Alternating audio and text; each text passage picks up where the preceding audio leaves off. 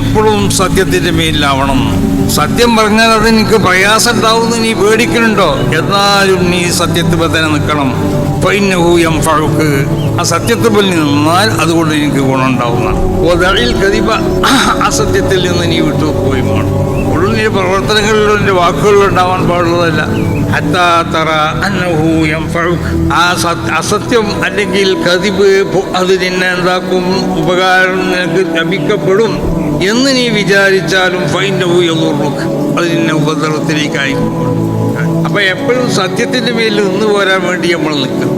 കാരണം നമ്മൾ ഇറങ്ങി പ്രവർത്തിക്കുമ്പോൾ ആ പ്രവർത്തന മേഖലയിൽ എങ്ങനെയെങ്കിലും ജനങ്ങളിൽ നിന്ന് രക്ഷപ്പെടാൻ വേണ്ടിയിട്ട് സത്യത്തിന്റെ മാർഗത്തിൽ നിന്നിട്ടോ അല്ലെങ്കിൽ സത്യത്തിൽ നിന്നോ ഒരിക്കലും നമ്മൾ വ്യതിചരിക്കാൻ പാടുന്നതല്ല. അപ്പൊ നമ്മളെ വാക്കുകൾ എപ്പോഴും അത് സത്യമായ വാക്കുകളാവണം.